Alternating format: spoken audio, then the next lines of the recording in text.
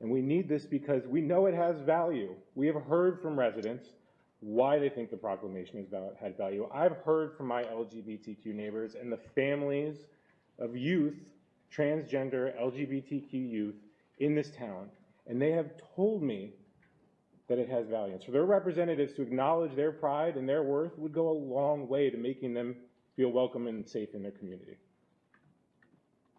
So we know that this has value. Now, what is the downside? Because we have to be fair, right? We have to consider both sides. And I can only think of one downside, and that's the fact that it would make a small part of our population uncomfortable.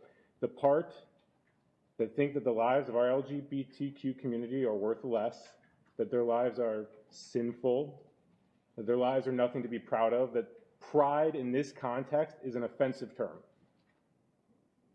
And honestly, not only are these people wrong, but their intolerance does not represent the values of Holly Springs.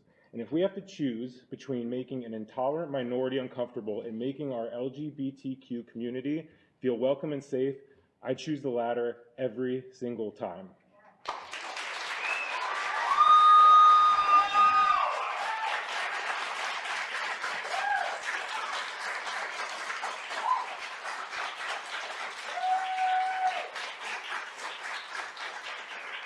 So, while it's not an official proclamation, let me just say to our LGBTQ friends, happy Pride Month.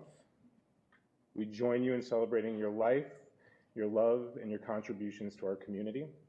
And to the young LGBTQ folks who are here and who may be listening, please know you are safe, you are valued, and you will always find support and a home in this community if you just simply look past those who would tell you otherwise. So please continue to do that. Now, I have to talk about the Wake County Non-Discrimination Ordinance because that's the other piece that we received a lot of correspondence on. This was something I said as I originally proposed back in October. I'll say the engagement we received around the ordinance, as I said, centered completely around the LGBTQ citizens. And yes, the ordinance does protect people based on sexual orientation, gender identity, and gender expression. But that's not everyone.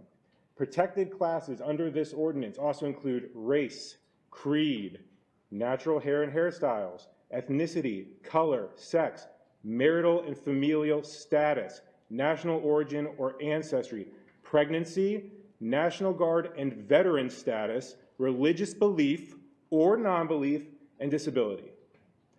I'll say it again. Pregnancy, religious belief, age, veteran status, disability.